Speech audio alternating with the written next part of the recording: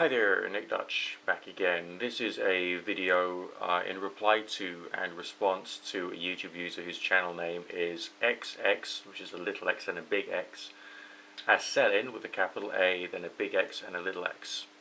And he's asking a question about Invocation. He's had a few successes with a few other things, but hasn't quite got it with Invocation, and wants to know basically how that could be done in accordance with his own will. Bit of a tricky one, because I want to know precisely what you mean by invocation in the first place.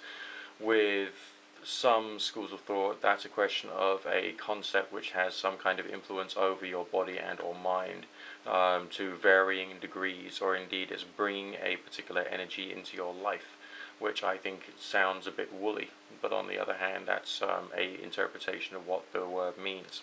Another interpretation is to bring a spiritual being to the point of some form of manifestation whereby you can actually see it or communicate with it in some manner. Just a moment.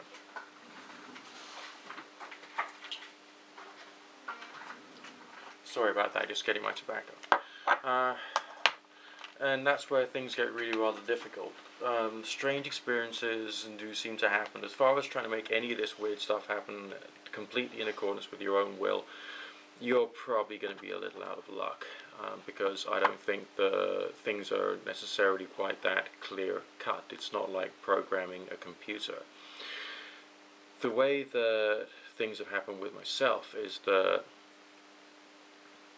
I have had a desire that I wish to create.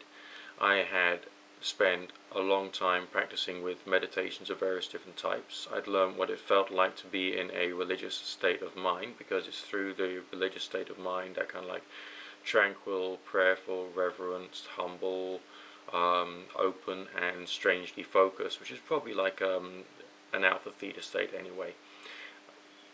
You know, that's when things can start to potentially happen. It becomes an interesting sensation when you're going through the process of casting your circle in the first place, when you're actually in that particular state of mind. You can't do it when you're totally, awake, alive and bubbly and giggly and all the rest of that. It's got to be in a tranquil state. So preparing yourself with lengthy periods of prayer and or meditation beforehand would help, and also training yourself on the run up to the day when you're doing your wonderfully weird invocation through, again, prayerful reverence, or almost like a period of time in which you get a little monastic every day, like 20 minutes worth of kneeling in reverent prayer, for instance, and maybe using a prayer from whatever theology is most convenient for yourself or applicable to yourself in your own particular path, or whatever, to help you to get into that state. Once you're actually doing your ritual, it's very wise to choose an entity that you have well researched. Now, as I'm sure you know, being an occultist yourself, we have no true knowledge as to whether any of these entities have any serious objective existence. We can experience them from time to time, but it's all a bit weird and woolly.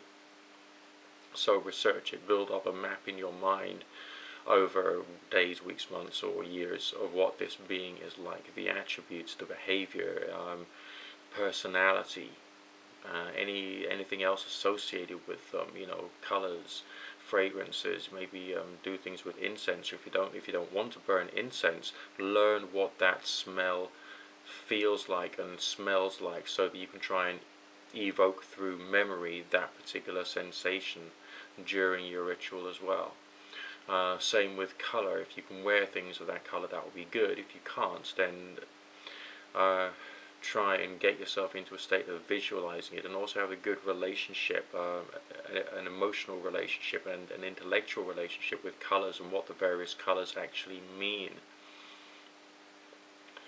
or seem to mean, based upon your knowledge. I was a very good occultist I knew many years ago, who would spend his time watching adverts, and I'd say, why are you doing that? And he'd say, I'm trying to learn the way that colour is used in advertising and packaging and products, and what the meaning is for, let's say, a pale green on a fabric softener. What does that mean? Well, it means freshness. It means a sense of cleanliness and a connection to nature, maybe. You know, little things like that just adds to or elaborate upon your understanding of the symbology that you're using.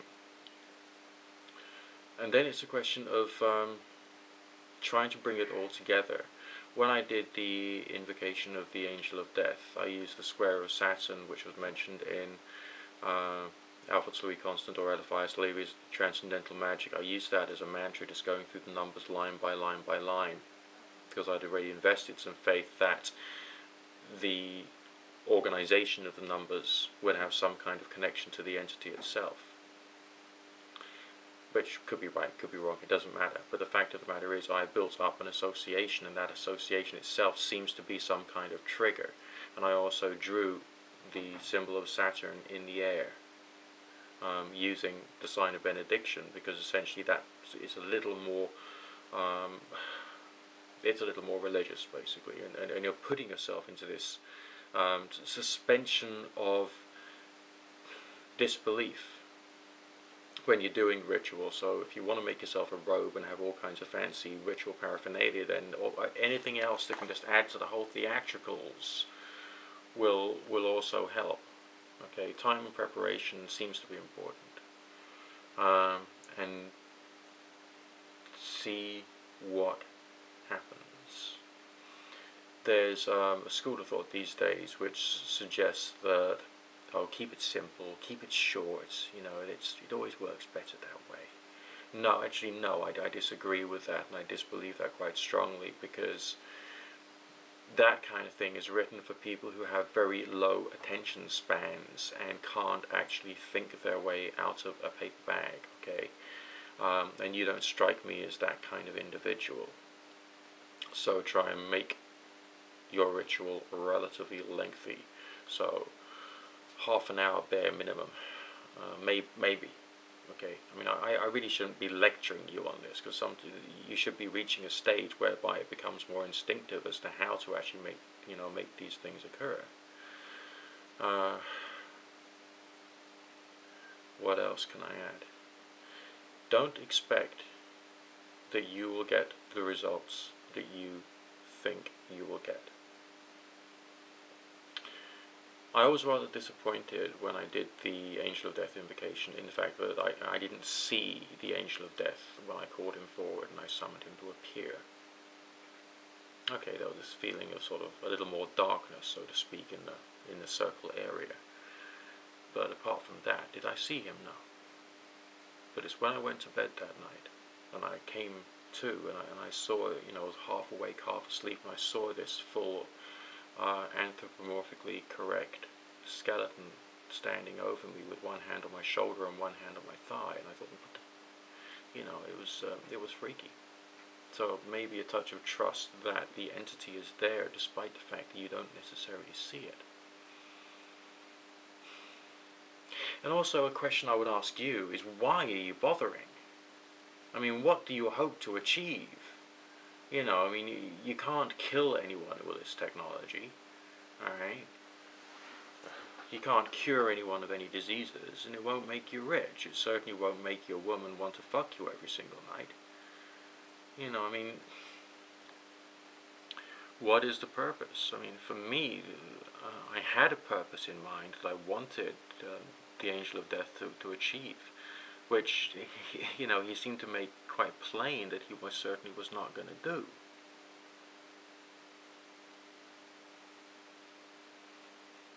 Instead, his message to me was, if you're going through any suffering, you chose it.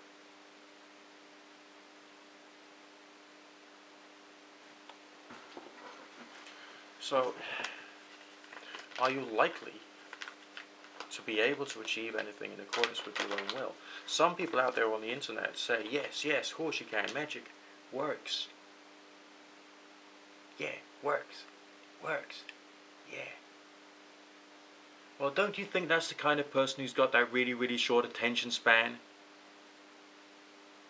Don't you think that that's the kind of person who doesn't actually understand the meanings of the words they're using and the impact they have upon other people?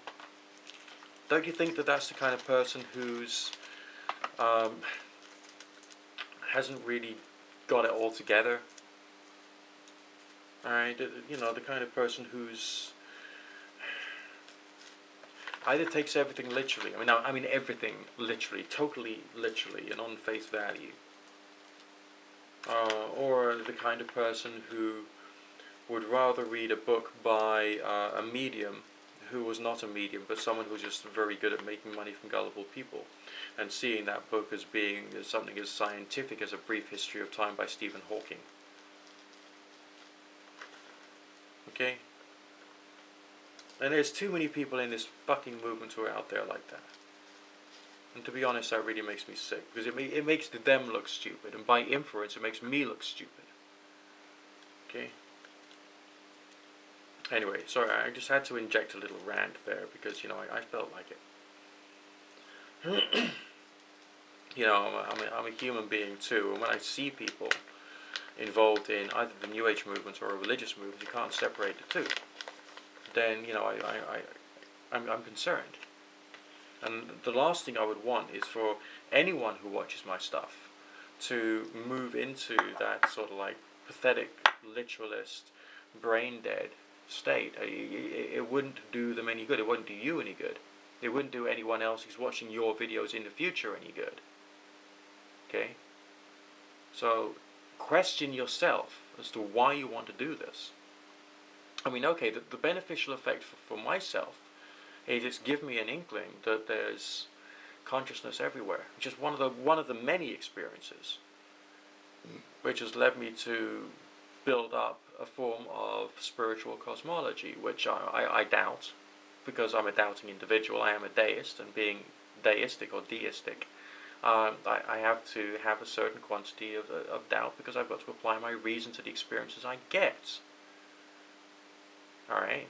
I've got to still be a thinking person. I can't just be a believer. It's a very beautiful thing to just be a believer. But if you're a thinker as well, and you can challenge the orthodoxy of the various spiritual and occult movements which are around you, you're a better man. Full stop.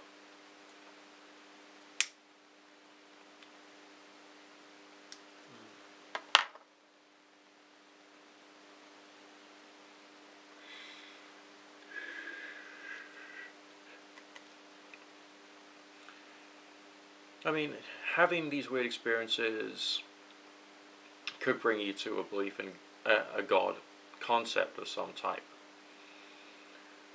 which to the most part will probably be universal consciousness, because that's what most people within this movement seem to believe in.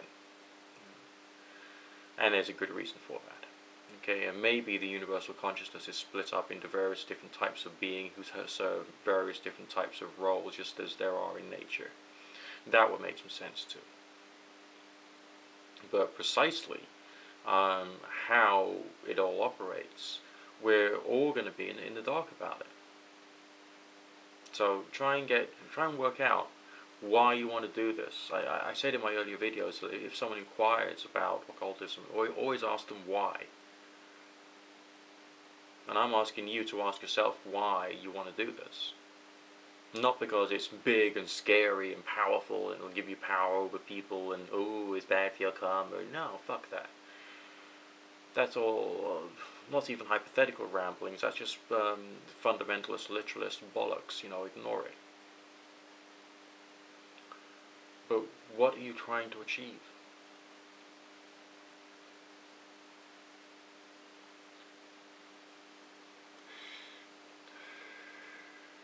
And why do you think it's any different? Trying to learn it from me, or trying to learn it from your local spiritualist church?